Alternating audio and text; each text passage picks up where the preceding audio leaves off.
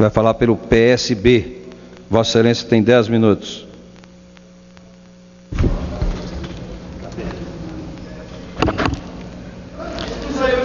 Boa tarde, presidente, senhoras deputadas, senhores deputados e a todos aqueles que nos veem e nos ouvem. Senhor presidente, eu faço parte de um partido de muitas lutas e muitas batalhas. Batalhas que nem sempre foram vencidas, mas que sempre valeram a pena, porque expressam nosso anseio pela justiça e liberdade.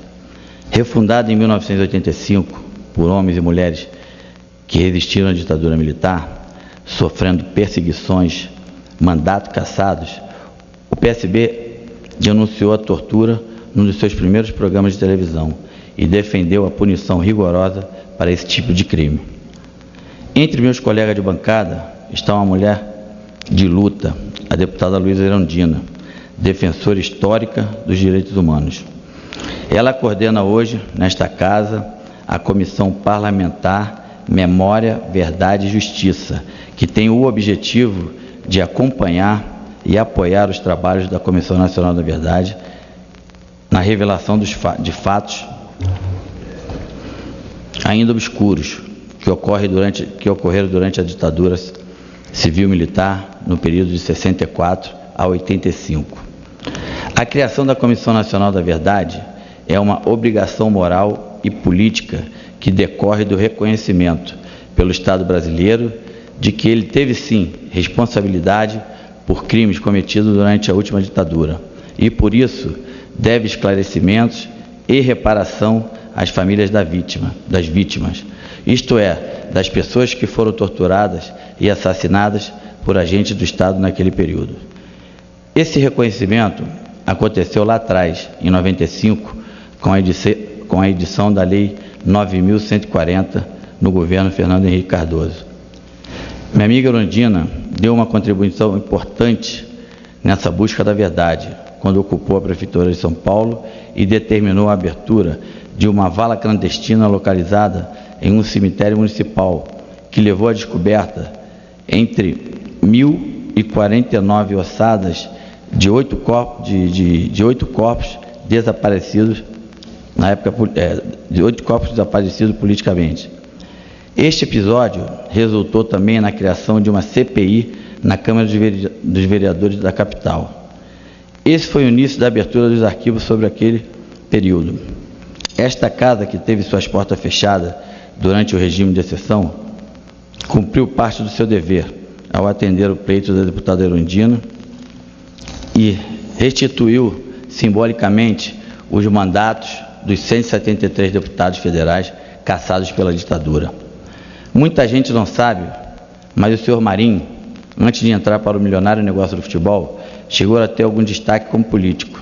Ele presidiu a Câmara de Vereadores de São Paulo e, antes de se tornar governador do estado, foi deputado estadual pela Arena, o partido da ditadura. Foi nessa ocasião, em 9 de outubro de 1975, que ele fez um duro pronunciamento contra a TV Cultura ao apartear ao plenário o deputado Adig Elu. No seu aparte, o deputado Marinho exigia que fosse tomada providência, segundo ele, em nome da tranquilidade dos lares paulistanos, como está registrado no Diário Oficial do Estado de São Paulo, no dia 9 de outubro de 75, página 62, que solicito conste nos anais desta casa. Não sei que providência ele tinha em mente. O que sei é que todos nós sabemos e que no dia 24 de outubro naquele mês, o diretor de jornalismo da TV Cultura, Vladimir Zog, foi convocado para depor no DOI-CODE e apareceu morto em sua cela no dia seguinte. A farsa da simulação de suicídio e culto ecumênico realizado na Catedral da Sé para protestar contra a tortura após a divulgação da morte de Zog já faz parte da nossa história. Mesmo com medo da repressão, pois havia câmeras estrategicamente posicionadas nas saídas da igreja, filmando cada um dos participantes, 8.000 pessoas saíram às ruas e transformaram o culto ecumênico na maior manifestação do povo brasileiro contra a ditadura. Com certeza, senhor presidente, muita coisa ainda falta seja esclarecida e a sociedade brasileira tem o direito de conhecer toda a verdade. Muitos de nós parlamentares, bem como a presidente Dilma e o conjunto da sociedade brasileira, têm interesse em saber se o senhor José Maria Marinho, hoje presidente da Confederação Brasileira de Futebol, manteve naquele período alguma relação com os órgãos da repressão, como, por exemplo, o DOI-CODE, e também se ele contribuiu com crimes de violação dos direitos humanos no país. Perguntaram ao senhor Nilmário Miranda, presidente da Comissão de Anistia, se a Comissão da Verdade vai revelar o que os atletas sofreram durante a ditadura. A resposta dele foi a seguinte: o Estado tem a obrigação de revelar a verdade, reparar moralmente e até financeiramente as vítimas da tirania.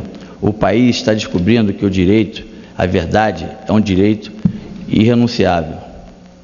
Neste contexto, podemos citar craques e ídolos do nosso futebol como Afonsinho, Nando, Reinaldo, Sócrates, Vladimir e outros que sofreram com a repressão. Por isso, senhor presidente, vou propor a realização de uma audiência pública conjunta entre a Comissão de Turismo e Desporto, que hoje presido, e a Comissão Memória, Verdade e Justiça, para debater o tema o futebol e a ditadura. E gostaria de contar com a participação da Comissão Nacional da Verdade, para que compartilhe e traga tudo que já tiver sido levantado sobre esse assunto. Quero também contar com a colaboração de todos que tenham informações sobre episódios da época, para nos ajudar a revelar a verdade que buscamos. As suspeitas sobre o presidente da CBF são graves e constrangedoras. Nós, atletas e ex-atletas, ficamos muito desconfortáveis com esse tipo de situação, principalmente no momento em que o Brasil se expõe ao mundo, ao se preparar para receber megas eventos esportivos. Será que merecemos ter à frente do nosso esporte mais querido, mais popular, um esporte que orgulha o nosso povo, uma pessoa suspeita de envolvimento, ainda que indireto, com torturas, assassinato e a supressão da democracia? Será que a CBF, que comanda um esporte intimamente vinculado à cultura nacional, pode ser dirigida por alguém que pedia repressão a uma emissora estatal de televisão, a TV Cultura, a qual estava vinculado o jornalista Vladimir Zog? Não podemos esquecer que a nossa seleção gera expressivos recursos financeiros à CBF, que explora nossos símbolos, o nome do país, o hino, a bandeira e suas cores. Eles geram dividendos que ultrapassam os 100 milhões por ano só de patrocínio, sem que tenhamos a transparência devida sobre a destinação desse dinheiro. Será que dentre 200 milhões de brasileiros, é justamente ele quem melhor preenche esses requisitos?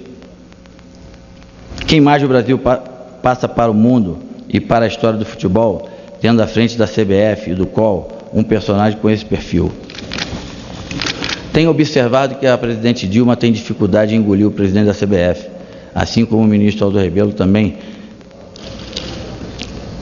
tem, principalmente agora, depois da divulgação da gravação em que Marinho diz as bobagens que pensa sobre o ministro do Esporte.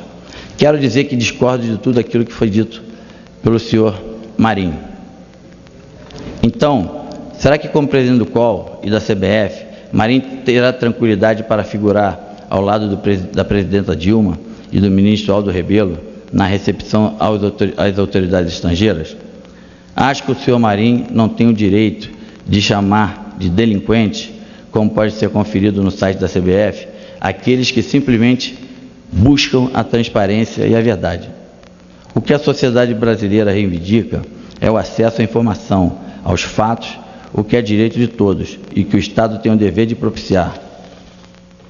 Os tempos de intimidação e silêncio, graças a Papai do Céu e à sociedade brasileira, são página virada da nossa história.